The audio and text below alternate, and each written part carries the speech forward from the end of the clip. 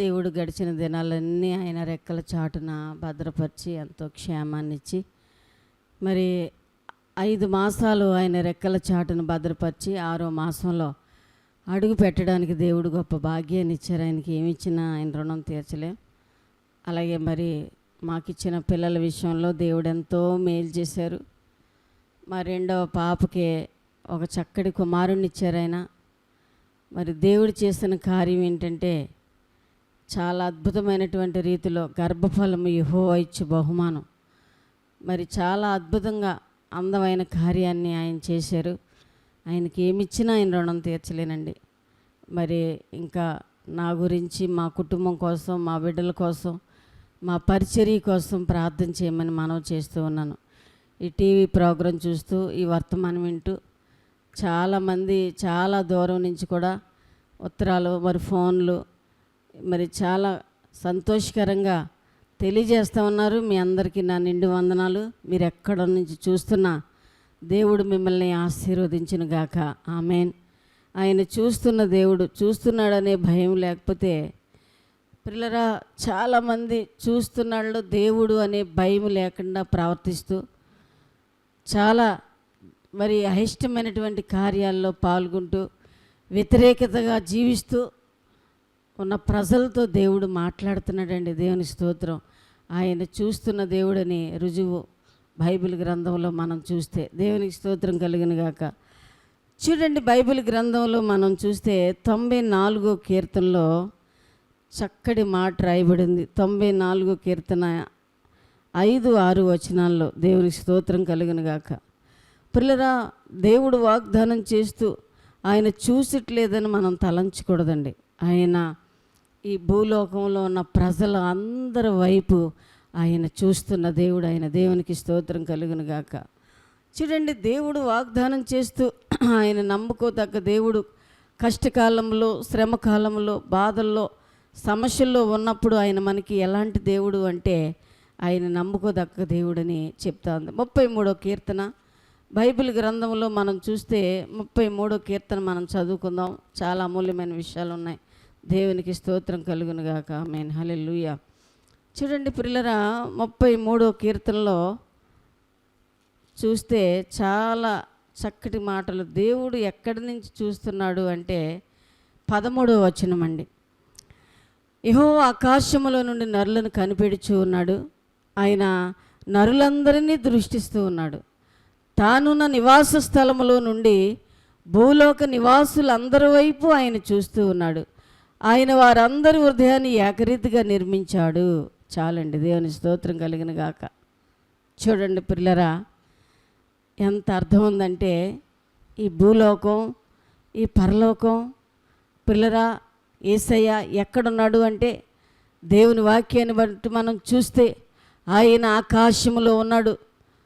నీవు భూమి మీద ఉన్నావు, నీ మాటలు కొద్దిగా ఉండాలి అని చెప్పి బైబిల్ స్పష్టంగా చెప్తా ఉందండి. దేవుని స్తోత్రం కలిగిన గాక. అందుకని ఆకాశములో నుండి నరులను పరిశీలిస్తున్నటువంటి దేవుడు ఆయన. దేవునికి స్తోత్రం.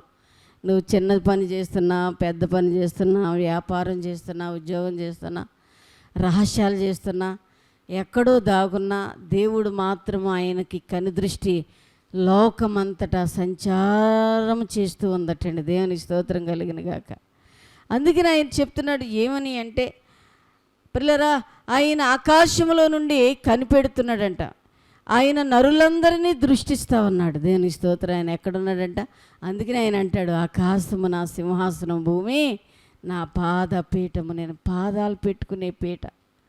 ఈ పీట మీద కూర్చోవడానికి పిల్లరా, దేవుని వాక్యాన్ని బట్టి మనం చూస్తే దేవుని సన్నిధి ఎంత అమూల్యమైందో. అందుకనే దేవుని సన్నిధిలో నాటబడిన వారై తమ కాలమందు ఆకు వాడక తన కాలమందు ఫలమిచ్చి చెట్టు వలె బ్రతకాలంటండి. దేవునికి స్తోత్రం కలిగిన గాక. దేవుని వాక్యం చెప్తుంది ఎక్కడ నాటబడాలి అంటే క్రీస్తులో. దేవుని వాక్యం చెప్తుంది నాటబడిన వారిగా. పిల్లరా, నాటబడలేని చెట్టు కాదు కానీ నాటబడిన చెట్టు వల్లే తమ కాలమందు ఆకు వాడక ఫలమిచ్చేటువంటి చెట్టులా బ్రతకాలి, ఫలితం వచ్చే బ్రతకాలి. పిల్లరా, దేవుని వాక్యం చెప్తుంది, ఆయన అంటాడు ఆకాశములో నుండి ప్రజల్ని కనిపెడతా ఉన్నాను, ఎప్పుడు ఎవడు నా దగ్గరికి వస్తాడు.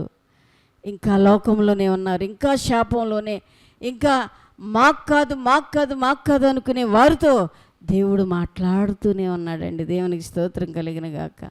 పిల్లరా, బైబిల్ చెప్తా ఉంది, చివరి దినాల్లో ఉన్నాం, కడవరి దినాల్లో ఉన్నాం. దేవుని వాక్యాన్ని బట్టి మనం చూస్తే ఆయన పడిన ప్రయాస, ఆయన పడినటువంటి మరి ఆయన పొందిన దెబ్బల చేత మనకి ఏం కలిగింది అంటే స్వస్థత కలిగిందండి. దేవునికి స్తోత్రం కలిగిన గాక.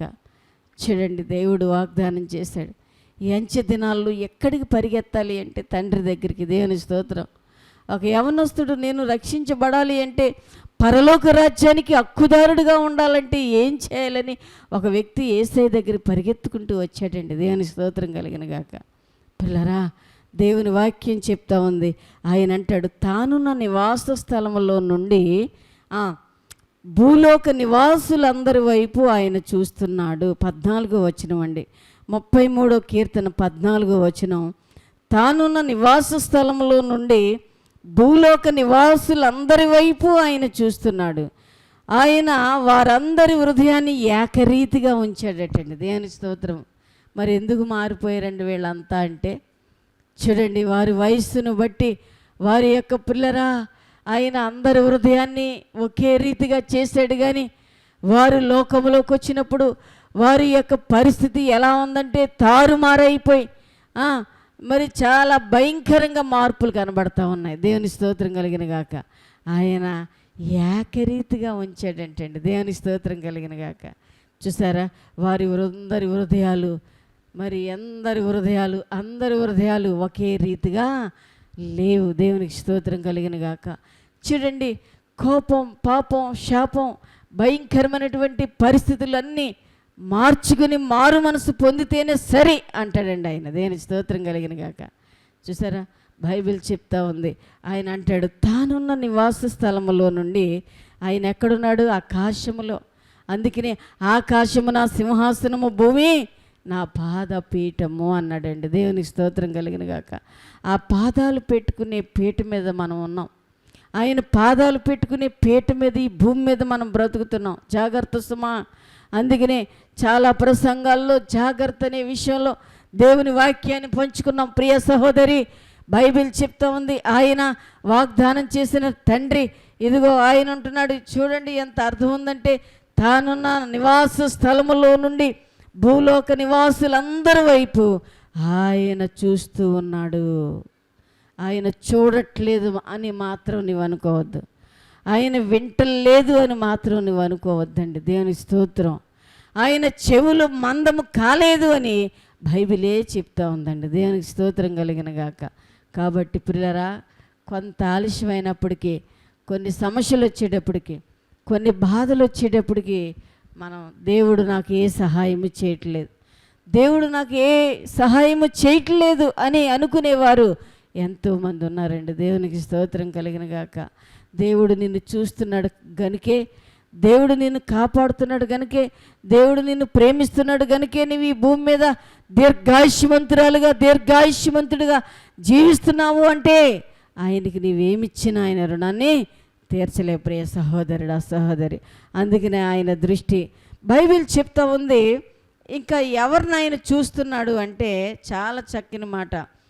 15వ వచనంలో మనం చూస్తే 34వ కీర్తన 15వ వచనంలో, యెహోవా దృష్టి నీతిమంతుల మీద ఉన్నది, ఆయన చెవులు వారి మొరలకు ఒగ్గి ఉన్నవి. దేవుని స్తోత్రం. చూడండి, ఇంకా ఎవరినైనా చూస్తున్నాడు అంటే, ఎవరి మీద ఆయన కనుదృష్టి ఉందంటే బైబిల్ చెప్తా ఉంది పిల్లరా, చక్కని మాట.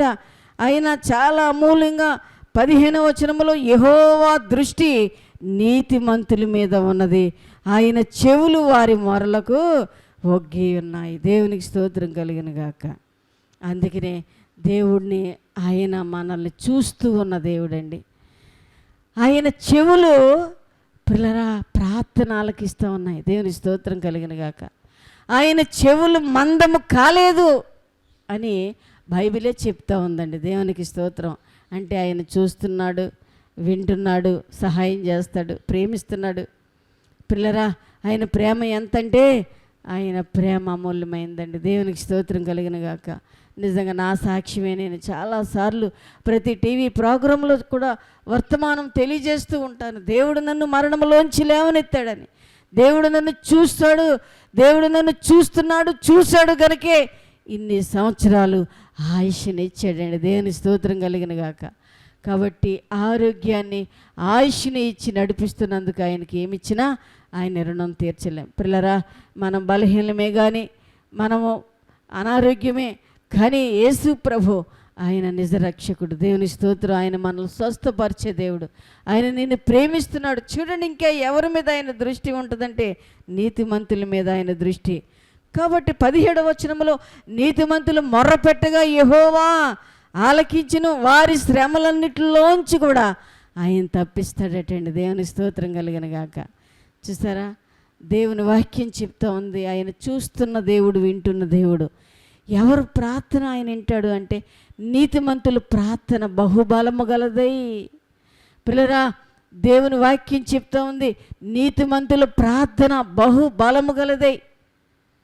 చాలా అద్భుతమైనటువంటి రీతులు. అందుకనే నీతిమంతుల ప్రార్థన నేను ఆలకిస్తాను. నా చెవులు వాళ్ళ ప్రార్థన వైపే పెడుతున్నాను అన్నాడండి. దేవునికి స్తోత్రం కలిగిన గాక. చాలా అద్భుతమైన దేవుడండి ఆయన. దేవుని స్తోత్రం కలిగిన గాక. ఉపవాసాల్లో ఉన్నప్పుడు, 50 రోజులు ఉపవాసాల్లో ఉన్నప్పుడు పిల్లరా, దేవుడు నాకు ఒక దర్శనాన్ని ఇచ్చాడు. ఒక రోజున ఒక పెద్ద కన్ను కనపడిందండి. చూస్తున్న దేవుడు ఆయన. చాలాసార్లు చెప్తూ ఉంటాను నేను. నిజంగా ఎప్పుడు ఎక్కడ చూడలేని కన్ను, ఆయన కను దృష్టి నా వైపు చూస్తూ ఉంది. అలాగే ఒక రోజున పెద్ద చెవి అలా వింటూ ఉందండి. దేవునికి స్తోత్రం కలిగిన గాక. మన ప్రార్థన వినే దేవుడు, మన మాటలు వినే దేవుడు, మనకి సహాయం చేసే దేవుడు అండి ఆయన. దేవుని స్తోత్రం కలిగిన గాక. ఈ 25 సంవత్సరాల్లో విశ్వాస జీవితంలో పిల్లరా, ఈ యొక్క ఆత్మీయ జీవితంలో, ఈ సేవా పరిచర్యలో ప్రభు ఎన్నో మార్లు మాట్లాడుతూ ఆయన మమ్మల్ని బలపరిచాడండి. దేవునికి స్తోత్రం కలిగిన గాక. చూడండి, దేవుడు ఎన్ని కార్యాలు చేశాడు అంటే ఆయన నమ్ముకోదగ్గ దేవుడు గనక ఆయన చూస్తే పిల్లరా ఆయన కనుదృష్టి.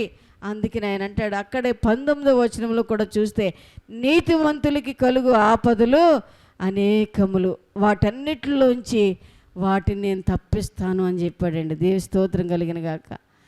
చూడండి, ఆయన చోట్ల లేదనుకోవద్దు. ఆయన ఆకాశంలో నుండి నరులను పరిశీలించను. పిల్లరా, తానున్న నివాస స్థలములోంచి ఆయన చూస్తున్నాడు. కాబట్టి భక్తిలో పడిపోవద్దు, జాగ్రత్త సుమా అంటాడు ఆయన విశ్వాస జీవితంలో. కాబట్టి నువ్వు ప్రార్థన ప్రార్థన ప్రార్థన నీ లైఫ్లో, నీ జీవితంలో ప్రభు కోసం ఏమవ్వాలి అంటే కొనసాగాలండి. దేవుని స్తోత్రం కలిగిన గాక. చూడండి, చాలా అద్భుతమైన విషయాలు. దేవుని స్తోత్రం కలిగిన గాక.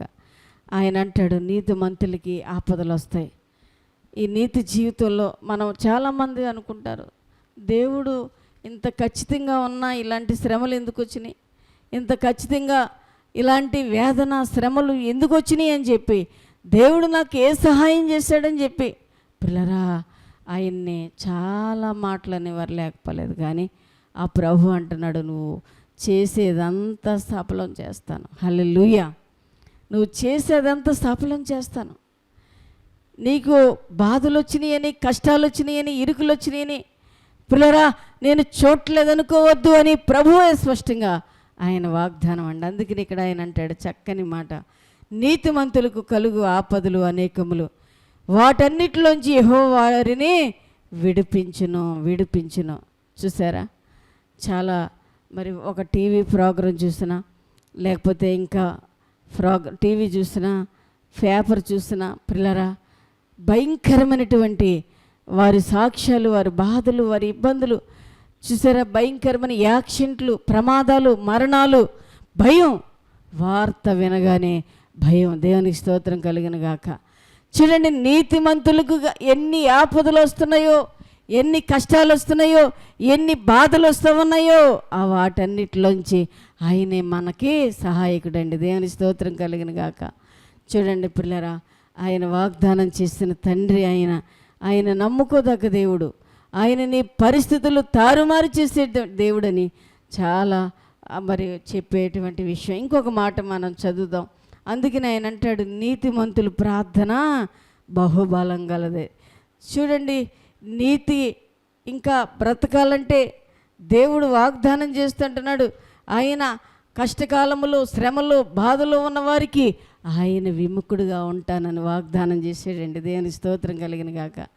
చూడండి, ఒక్కొక్కసారి నిజంగా నేను తలంచుకుంటూ ఉంటే మాకున్న సమస్యలు, ఇబ్బందులు, బాధలను బట్టి చాలా వరకు ప్రియులారా యేసయ్య మా జీవితాల్లో ఎన్నో కార్యాలు చేశాడు, ఎన్నో అద్భుతాలు చేశాడండి.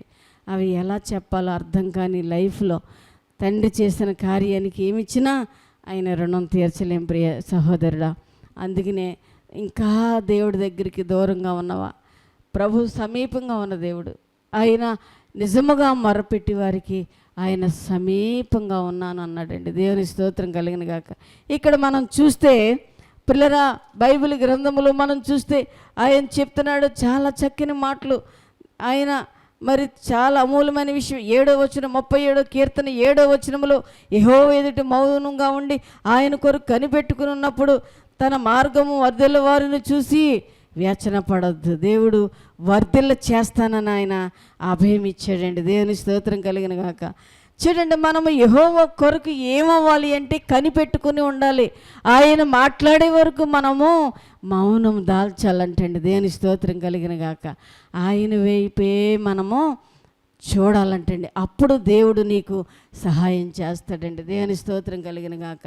రాత్రి అంతా మూలిగి ఉదయకాలానికి మరలా తెప్పరలకుని చూడండి, రాత్రి అంతా ప్రాబ్లమ్స్, బలహీనతలు వచ్చిన ఉదయకాలానికి మరలా దేవుడు మనల్ని సహాయంగా, ఆరోగ్యంగా ఉంచుతున్నాడంటే ఆయన కృప. దేవుని స్తోత్రం కలిగిన గాక.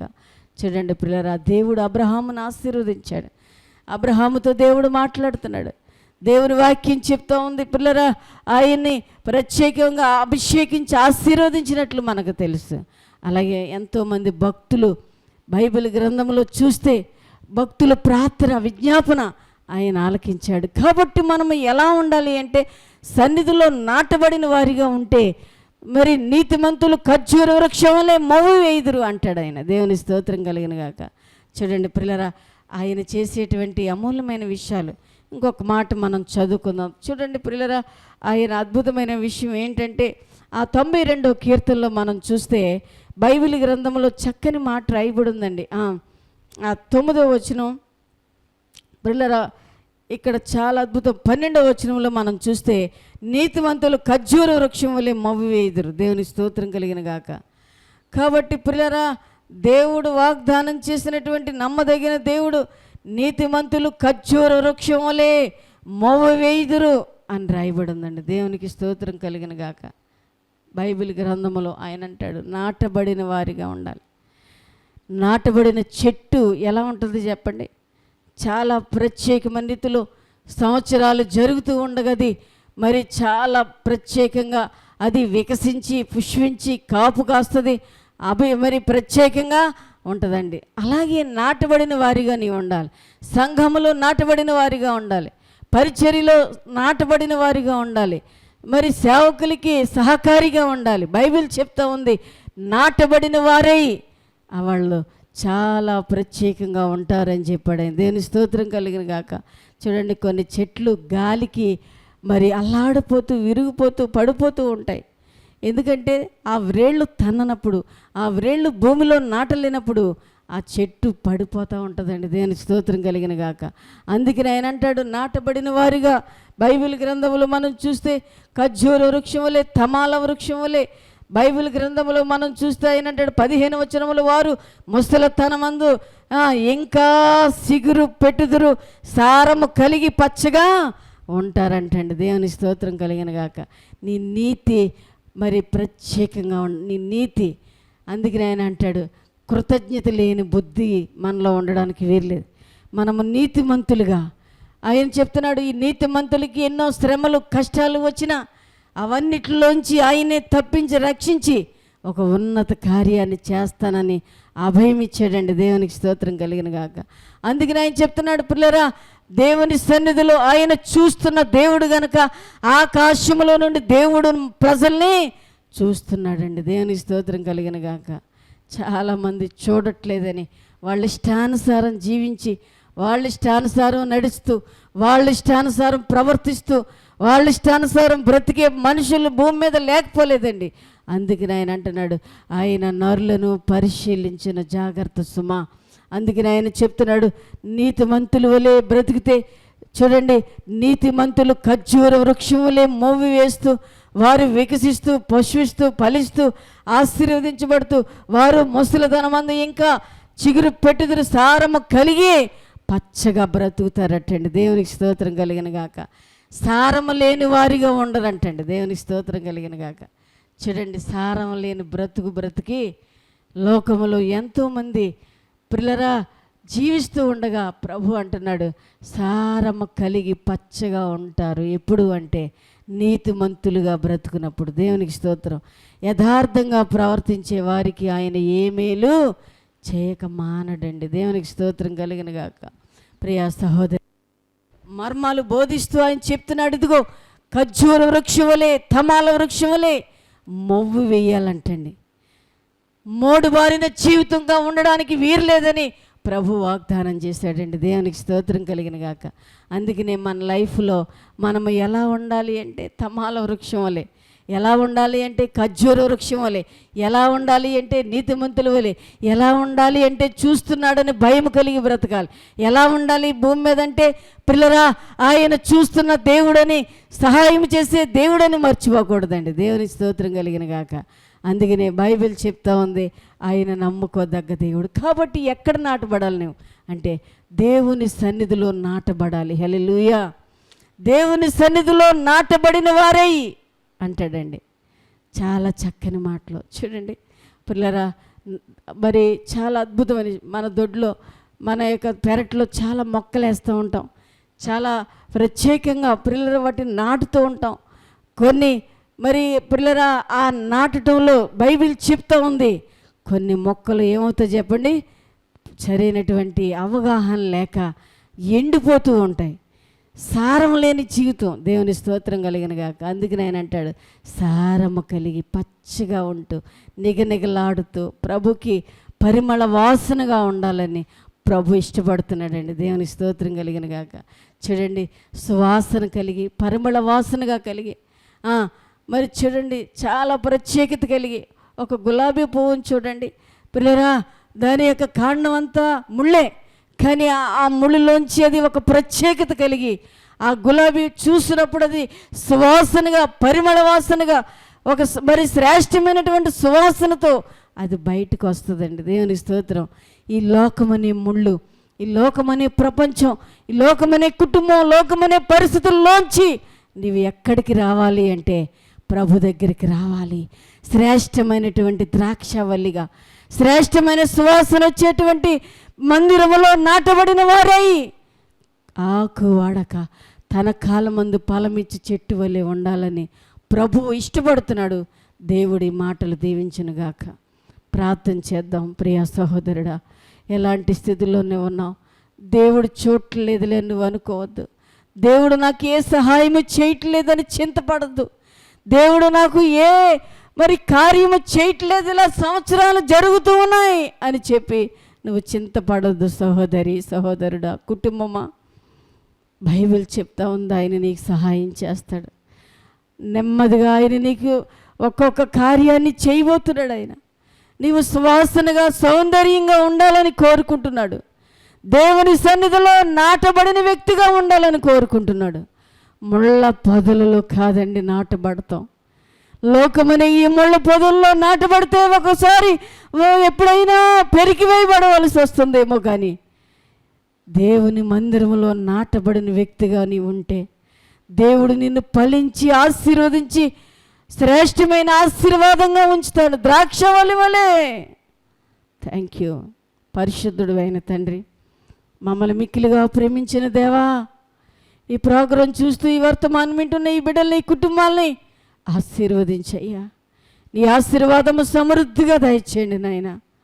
ఆకాశములో నుండి నరులను పరిశీలించను, తాను నా నివాస స్థలములోంచి అందరినీ నేను చూస్తున్నాను అని చెప్తున్నావు తండ్రి. నీ కుటుంబం రక్షించబడాలని, కుటుంబం అంతా ఆశీర్వదించబడాలని, సంవత్సరాలు జరుగుతూ ఉండగా కుటుంబం అంతా దీవించబడాలని యేసయ్య కోరుకుంటున్నాడు. తండ్రి, ఈ కుటుంబాన్ని ఆశీర్వదించయ్యా. చూస్తున్న ఈ బిడ్డలకి న్యాయం జరిగించయ్యా. ఎవరిని ఒట్టిగా విడిచిపెట్టద్దు తండ్రి. నాటబడిన మొక్కల వలె సంవత్సరాలు జరుగుతూ ఉండగా ఇదిగో చెట్టుకు మంచి ఉన్నట్లు నేను నీకుందును అని చెప్పావు. అయ్యా, నీ కార్యము నూతనపరచండి. ఫలమిచ్చి చెట్టు వలె ఉండడానికి, ఫలమిచ్చి చెట్టు వలె, కుటుంబం వలె అయ్యా ఆశీర్వదించబడిన కుటుంబముగా, రక్షించబడిన వారిగా నీ రాజ్యానికి వారసులుగా ఉండడానికి సహాయం చేయండి. ఆశీర్వదించండి, దీవించండి. యేసయ్య నామములో ప్రార్థిస్తూ వేడుకొనుచున్నాం తండ్రి. చూస్తున్న మీ అందరూ, వింటున్న మీకు శుభాలు కలుగునుగాక. దేవుడు మిమ్మల్ని అందరినీ ఆశీర్వదించునుగాక. ఆమెన్. ప్రియులారా, ఉండ్రా జ్వరంలో దేవుని మందిరం పనులు జరుగుతూ ఉన్నాయి. ప్లాస్టింగ్ పనులు చేస్తూ ఉన్నాం. అది శృంగారంగా తీర్చిదిద్దాలని చెప్పి నెలకోటాల్లో పాల్గొంటున్న ప్రియ బిడ్డలు మీ అందరికీ నా నిండి వందనాలు. పనులు పూర్తి చేయాలని ప్రార్థన చేయండి. దేవుడు మిమ్మల్ని అందరినీ దీవించునుగాక. ఆమెన్. మీ అందరికీ నిండి వందనాలు.